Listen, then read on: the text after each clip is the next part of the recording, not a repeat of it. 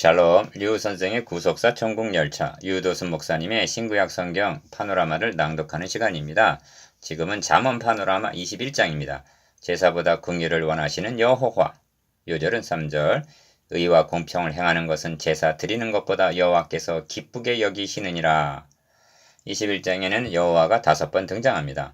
기억, 왕의 마음이 여호와의 손에 있어서 임의로 인도하신다. 1절. 니은, 여호와는 심령을 감찰하신다. 2절. 디귿, 공평을 행하는 것을 제사보다 기뻐하시는 여호와. 3절. 리을, 지혜와 모략에 능하신 여호와. 30절. 미음, 사람이 마병을 예비하나 이김은 여호와께 있다 하고 31절 말씀합니다. 12절에서는 의로우신 자는 악인의 집을 감찰하신다 하고 하나님을 의로우신 자라 말씀하는데 이런 말씀들이 21장을 상고하는데 길잡이가 됩니다. 도표일, 제사보다 의와 공평을 원하시는 여호와. 1.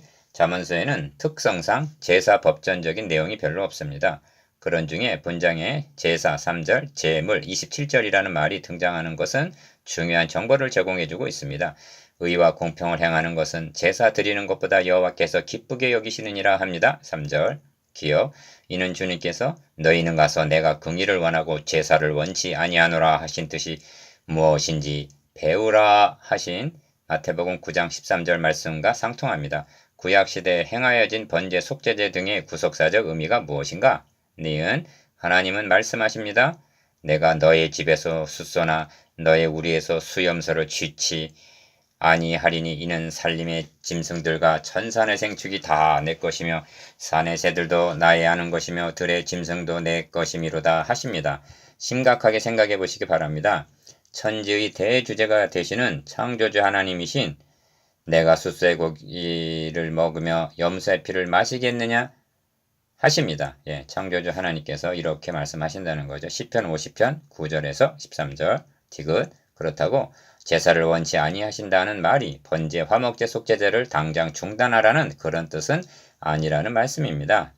왜냐하면 하나님께서 제사 제도를 명하신 의도는 자기 아들을 통해서 이루어 주실 구속사에게 대한 예표로 주어진 것이기 때문입니다.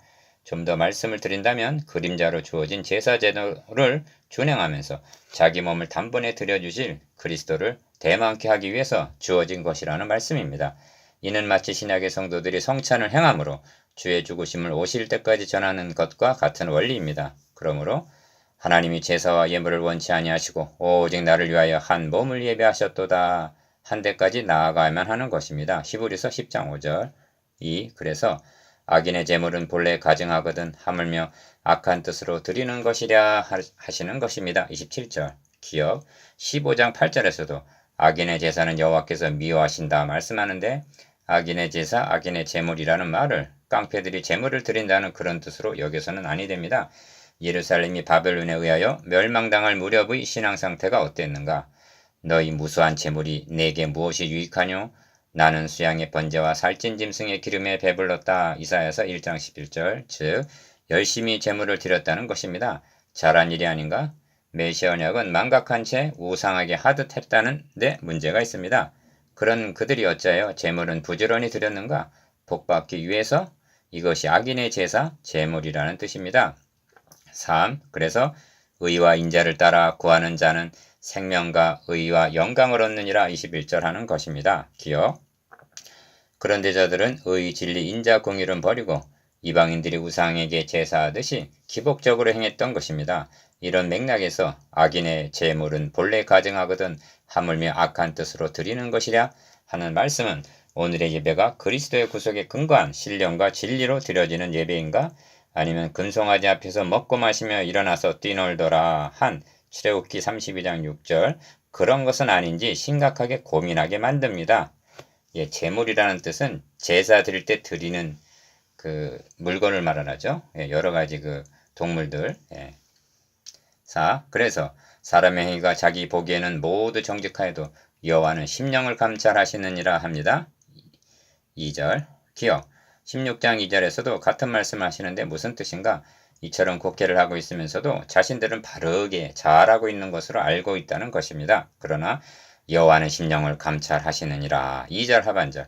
사람의 깊은 속을 살피신다 하고 말씀하십니다. 20장 27절. 성경을 상고하노라면 분명 잘못을 범하고 있는데도 자신들의 잘못을 모르고 어떻게 주의 이름을 멸시하였나이까? 우리가 어떻게 주를 더럽게 하였나이까? 말라기서 1장 6절 7절 이렇게 항변하고 있는 것을 보게 됩니다. 현대교회라고 예외는 아닐 것입니다. 5. 의로우신 자는 의로우신 자는 악인의 집을 감찰하시고 악인을 환란에 던지시느니라 합니다. 12절. 기억. 본문에서는 여호와가 의로우신 자, 감찰하시는 분으로 계시되어 있습니다. 예배란 의로우신 하나님 보좌 앞에 나아가 감찰하시는 중에 드리는 것입니다. 의로우신 보좌 앞에 나아가는 것이 어떻게 가능하였는가? 이를 확신하면서 드리고 예배와 의식적으로 하는 것과는 전혀 다른 것입니다. 만일 여호와의 명하시지 않은 다른 불을 담아 여호와 앞에 분향하듯 하고 있다면 레위기 10장 1절 악한 뜻으로 드리는 것이라 하는 27장 하반절 책망을 면치 못할 것입니다. 6. 20장에서도 지적을 했습니다만 잠언서에서 왕의 마음이 여호와의 손에 있음이 마치 보의 물과 같아서 그가 임의로 인도하시느니라 하는 1절 하나님의 절대 주권을 대한다는 것은 놀랍고도 감격스러운 일입니다. 마치 보의 물과 같다는 표현은 저수지의 물을 수로를 통해서 이리저리 되듯이 하나님께서 왕의 마음을 임의로 주장하신다는 말씀입니다. 마음과 생각이 하나님의 영에 의해서 지배를 받고 있는 사람이 온전한 사람, 즉 성숙한 그리스도인입니다. 7. 21장은 지혜로도 명철로도 모략으로도 여호와를 당치 못하느니라 30절 기억 사울나를 위하여 마병을 예비하거니와 이김은 여호와께 있느니라 하고 31절 하나님의 주권을 세움으로 마치고 있습니다. 우리의 몸과 영과 마음과 생각 전체가 여호와 하나님에 의해서 인도되어서 승리하는 삶을 살아가게 되기를 원합니다. 도표 2. 지혜 있는 자와 교만한 자 1. 도표 2에는 주로 지혜 있는 자와 교만한 자가 대조가 되어 있습니다. 눈이 높은 것과 마음이 교만한 것과 악인의 형통한 것은 다 죄니라 합니다. 4절 어찌하여 형통까지가 죄가 되는가? 더욱 기고만장할 것이기 때문입니다. 다윗은 이렇게 기도합니다. 여호와여 내 마음이 교만치 아니하고 내 눈이 높지 아니하오며 내가 큰 일과 미치지 못할 기이한 일들을 힘쓰지 아니하나이다. 실로 내가 내 심령으로 고요하고 평온케 하기를 젖된 아이가 그 어미 품에 있음 같게 하였나니 내 중심이 젖된 아이와 같도다. 이스라엘아 지금부터 영원까지 여호와를 바랄지어다. 시편 131편 2. 거만한 자가 벌을 받으면 어리석은 자는 경성하겠고 지혜로운 자가 교훈을 받으면 지식이 더하리라 합니다. 11절 기억 거만한 자, 어리석은 자, 지혜로운 자가 있습니다. 거만한 자와 어리석은 자는 차원이 다릅니다. 거만한 자는 교만한 자로 구제불능한 자입니다. 그래서 거만한 자에게는 훈계가 아니라 벌, 즉 심판이 있을 뿐입니다. 그렇게 하면 어리석은 자가 정신을 차리게 된다는 것입니다. 반면 지혜로운 자에게는 교훈을 주므로 더욱 성장하고 성숙하게 된다는 것입니다. 자신은 어느 부류에 속하는 자인가? 3. 명철의 길을 떠난 사람은 사망의 회중에 거하리라 합니다. 16절 기억 떠난 사람이라 합니다. 이는 배도하는 자를 가리킵니다. 어디로 갔는가? 사망의 회중에 거하게 된다는 경고입니다. 그러므로 무례하고 교만한 자를 이름하여 망령된 자라 하나니 이는 넘치는 교만으로 행함이니라 하고 24절 이런 자를 망령된 자라 합니다. 니은 지혜 있는 자의 집에는 귀한 보배와 기름이 있으나 미련한 자는 이것을 다 삼켜버리느니라 하는데 20절 지혜로운 자의 집에는 있고 미련한 자는 삼켜버리는 귀한 보배와 기름이 무엇이겠는가? 당시로는 가산을 저축하는 것과 탕진하는 것을 가리킬 것이지만 우리에게는 믿음과 은혜로 받을 수가 있을 것입니다. 4. 지혜로운 자는 용사의 성에 올라가서 그 성에 견고히 의뢰하는 것을 파하느니라 합니다. 22절 기억 견고한 적진을 파할 만큼 능력이 있다는 지혜가 무엇인가? 이 점을 신약성경에서는 우리의 싸우는 병기는 육체에 속한 것이 아니요 오직 하나님 앞에서 견고한 진을 파하는 강력이라 모든 이론을 파하며 하나님 하는 것을 대적하여 높아진 것을 다 파하고 모든 생각을 사로잡아 그리스도에게 복종케 하는 고린도후서 10장 4절 5절의 선한 싸움을 가리키는 것인데 이는 무력으로 되는 것이 아니라 지혜 곧 복음 진리로만이 가능하여진다는 것입니다. 5. 반면 입과 혀를 지키는 자는 그 영혼은 환난에서 보전하느니라 한 23절 말씀은 무슨 뜻인가? 기억. 이는 22절과 결부되는 의미로 볼 수가 있는데 경관성을 파하는 능력도 입과 혀를 통해서입니다. 그러므로 함부로 사용하지 말고 보존해야 하는 것도 입과 혀라는 뜻이기 때문입니다. 여러분의 입과 혀는 사탄의 경관성을 파하는 데 쓰임받는 의의 병기입니다. 그러므로 파수꾼을 세워 굳게 지켜야 하는 것입니다. 도표 3. 의인의 길, 악인의 길. 1. 도표 3에는 주로 의인과 악인의 대조를 보여줍니다. 공의를 행하는 것이 의인에게는 즐거우며 죄인에게는 패망이니라 합니다. 15절. 기억. 의를 행하는 것이 즐거운 사람이 있고 싫은 사람이 있다는 것입니다. 예를 들어서 같은 예배를 드려도 은혜를 입은 자에게는 즐거운 일이지만 억지로 참석한 자에게는 그 시간이 몹시 괴롭고 지루하게 느껴질 것입니다. 그래서 15절은 정의가 실천이 되면 의로운 사람이 기뻐하지만 악인은 두려워한다 하고 말씀합니다. 현대인의 성경. 불신자들은 지옥 천당이라는 말을 듣기 싫어합니다. 그런데 약속하신 대로 주님께서 재림하셔서 최후 심판이 실현이 된다면 불신자들은 어떠할 것인가? 두려워서 공포에 떨게 되리라는 것입니다. 2. 그래서 악인의 강포는 자기를 소멸하나니 이는 공의 행하기를 싫어함이니라 하는 것입니다. 7절. 기억. 죄를 크게 범한 자의 길은 심히 구부러지고 깨끗한 자의 길은 곧으니라. 8절. 구부러짐과 곧음이 대조되어 있고 악인의 마음은 남의 재앙을 원하나니 그 이웃도 그 앞에서 은혜를 입지 못하느니라 하고 10절. 재앙과 은혜가 대조되어 있습니다. 악인은 자신만이 구부러진 길로 가는 것이 아니라 다른 사람까지 끌고 가려 합니다. 반면 의인은 자신만이 은혜를 입는 것이 아니라 이웃에게까지 나눠주기를 바라는 사람들이란 뜻입니다. 그러므로 어떤 자는 종일토록 탐하기만 하나 의인은 아끼지 아니하고 시제하느니라. 구제한다는 것이죠. 26절. 3. 악인은 의인의 대속이 되고 괴사한 자는 정직한 자의 대신이 되느니라 합니다. 18절. 여기에는 악인과 의인을 대조하면서 악인이 의인의 대속, 대신이 된다는 말씀인데 무슨 뜻인가? 이를 현대인의 성경에서는 악인은 의로운 사람을 해치려다가 오히려 자기가 희생을 당한다 하고 의역을 하고 있습니다. 기억. 본문단의 결론으로는 거짓 증인은 패망하려니와 확실한 증인의 말은 힘이 있느니라는 28절 말씀으로 삼아야 하겠습니다. 확실한 증인의 말은 힘이 있다고 말씀합니다. 성경이 말씀하는 가장 확실한 증거가 무엇인지 아십니까? 너희가 죽인 예수를 하나님이 다시 살리셨다는 증거입니다. 그리하여 하나님 우편에 계신 자요 산자와 죽은 자를 심판하러 오신다는 증거입니다. 아무개가 말하기를 하지 마시고 이는 하나님의 말씀입니다. 라고 선포하십시오. 나는 생각합니다. 하지 말고 이는 기록된 말씀입니다. 하고 증거하시기 바랍니다.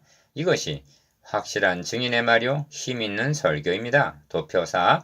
다툼의 성내는 아내, 광야에서 혼자 사는 것이 나은 남편. 1.